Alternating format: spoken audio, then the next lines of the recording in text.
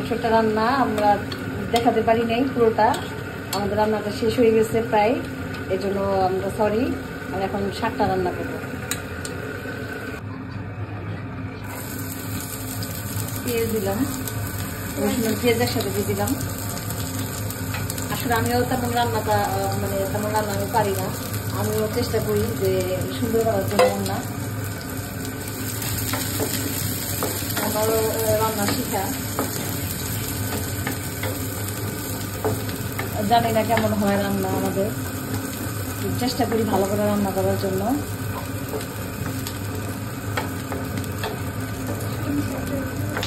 আমরা সরষের তেল দিয়েই বেশিরভাগ রান্না করি, খাবার খাওয়া সব রান্না হয় আমাদের।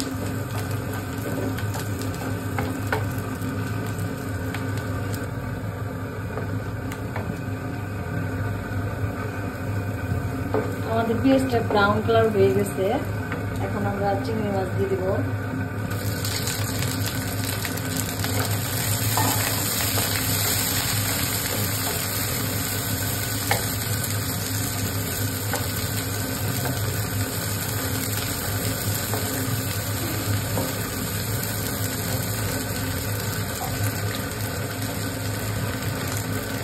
অল্প লবণ দিয়ে দিলাম,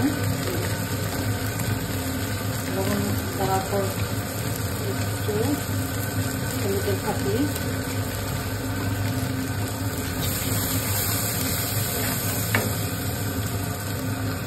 এখন দেব কাঁচামরিচ,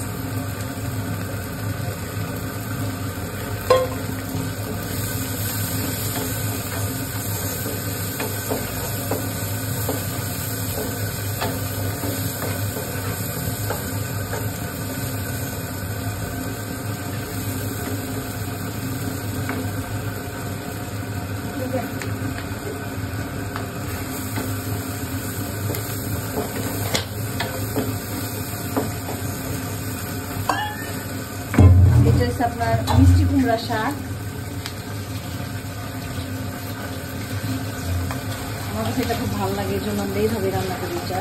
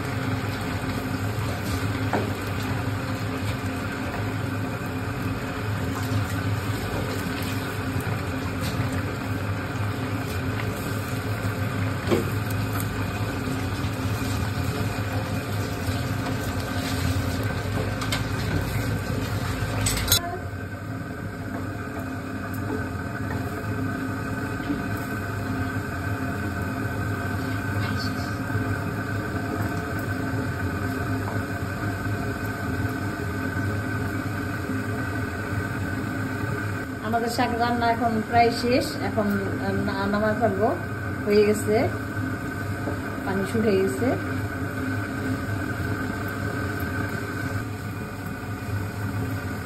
আমাদের শাক রান্না শেষ, এখন শাকটা নামায় ফেলবো।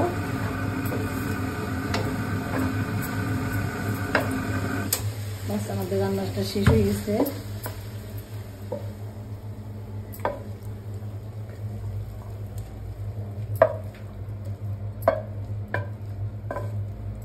আমাদের মিষ্টি কুমড়া শাকের রান্না যা ভালো হয়েছে কিনা বলতে পারি না, টেস্ট করার পর বুঝতে পারবো কেমন হয়েছে।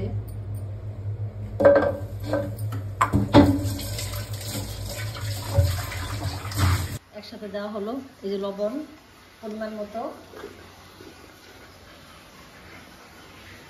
এখন এটা ভর্তা বানানোর জন্য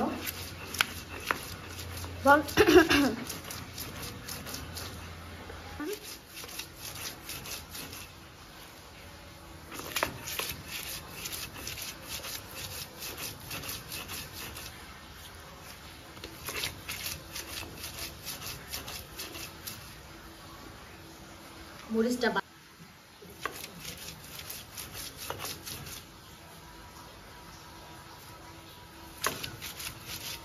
পাতা আর পেঁয়াজ একসাথে,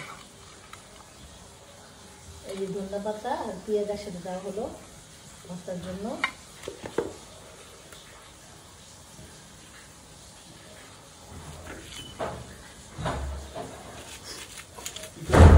ভর্তাটা বানানো শেষ, বাটাবাটির কাজও শেষ হয়ে গেছে।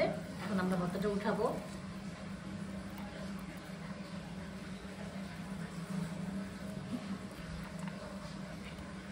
হয়ে গেছে আমাদের ভর্তা, ধনিয়া পাতা ভর্তা আর সাথে চিংড়ি মাছ।